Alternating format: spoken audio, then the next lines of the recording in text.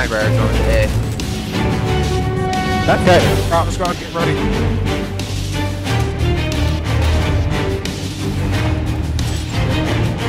Advancing you and me on the west door, everybody else is focused east door. Don't be in range of that Knight Rider, or don't be in line of sight of the Knight Rider.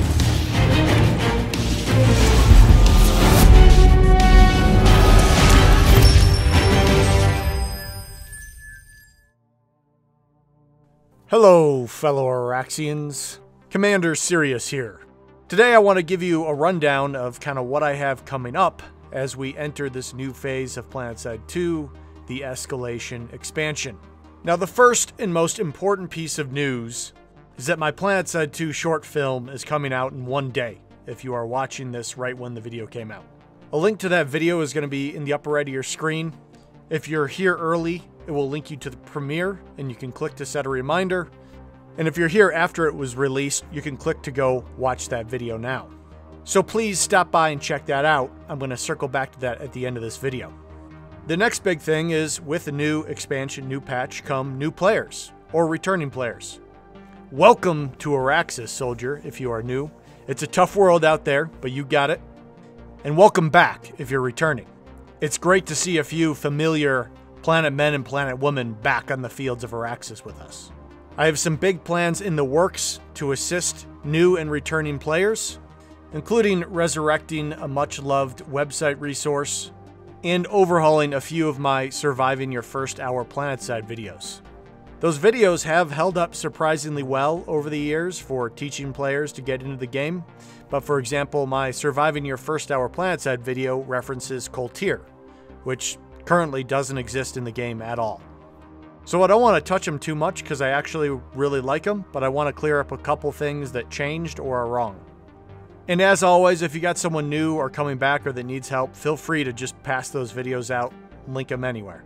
I had hoped to be able to complete all of these big plans before the patch is going to hit, but if they maintain their potential February 19th deployment date, it just won't be achievable now.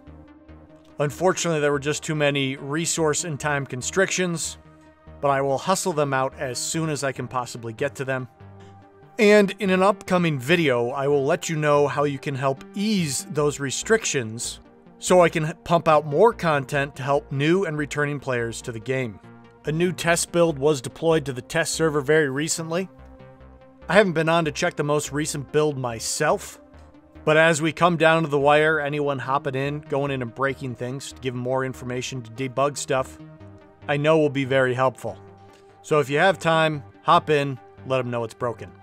If you guys didn't know or you like hearing from the devs, they do try to drop by Reddit to jump into the conversation, but they are most active on Twitter. Andy Seitz is the executive producer. You can find him on Twitter.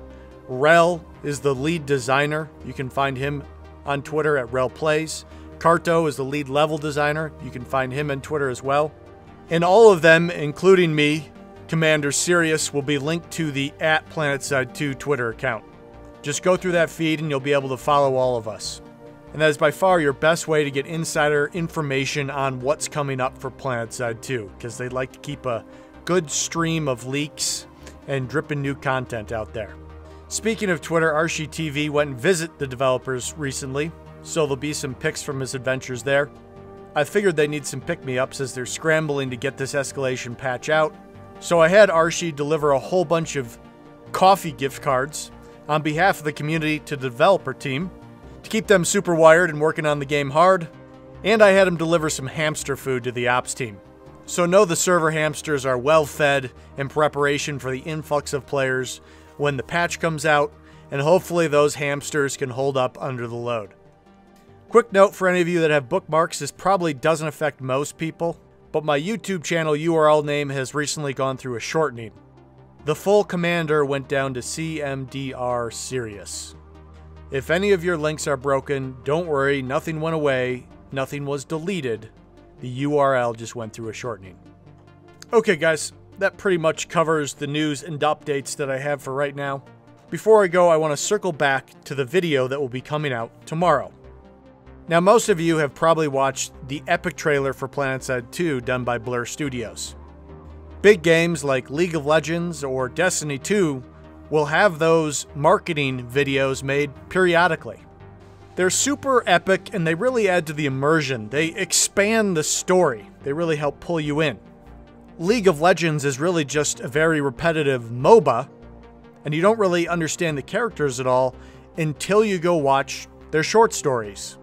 But long before games had $100 million marketing budgets, there was stuff like this, from the old school beloved title, Command & Conquer Red Alert 2.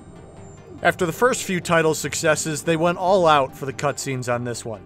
It doesn't stack up very well to a Blur Studios video, but Command & Conquer Red Alert 2 had 30 minutes of cutscenes just for the Allied campaign to set up every map you played.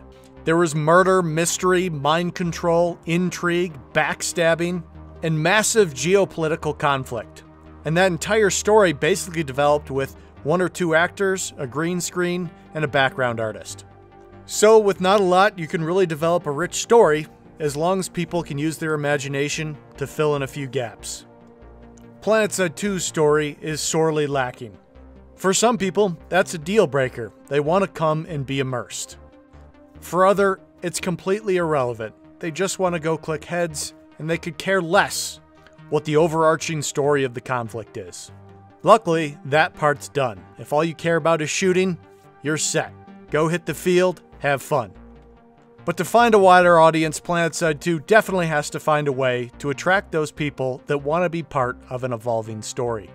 And that is definitely something the community can bring out in it. The one benefit, though, of there not being that much story is you sort of get to make up your own. You are not beholden to some other artist's vision that has already created the arc for that game. In an official capacity, you might be retconning some of it. In a less official capacity, it's usually referred to as headcanon. How do you fill in the gaps? And when you watch my lore video, that's what you're going to be getting into. Some of the original Planetside lore mixed with some of my headcanon that shores up some of the things I view as weak points in the original storyline. I covered those areas that I think are lacking in a video previously, that'll be up on the right of your screen, but I am going to share a little bit of it right now. And that'll help you understand a little bit of the story that I'm going to be delivering to you, and maybe that story can help give you a little bit more meaning to the battle on Araxis. Run with some of the parts you like, and the areas that you think could be developed better, work on them yourself, and come up with your own backstory as to what you're doing in this community, what role you fill, and why you are part of the battle for Araxis. So I can't find any footage of it. Wreckage got nerfed in the OMFG pass, but it used to be when you killed the tank, you would see the wreckage and then it would sort of dissolve in this green matrix pattern. It really gave the effect like the nanites that made it up were breaking apart. I thought that was a cool little piece. And I would like to see that same effect applied to corpses. You know, there's this, it's a little bit vague because they call it rebirthing, but I think rebirthing is a bad way to do the lore on an all-out battle like that. There's a great scene in Game of Thrones where Jon Snow risks getting trampled and just putting on display the piles of corpses and bodies. Imagine in a battle with Planetside where soldiers are endless, the amount of bodies that would pile up. It's not like we see any large scavengers rolling around the fields of Araxis. And think about the energy it must take to rebirth someone. The existing Planetside lore makes energy seem useless and not very precious, so maybe it's not a big deal there. But with that type of lore, it would be impossible to explain away where the bodies went. But when you bring nanites into the lore, everything makes sense, whether you apply it to a vehicle or one of the combatants.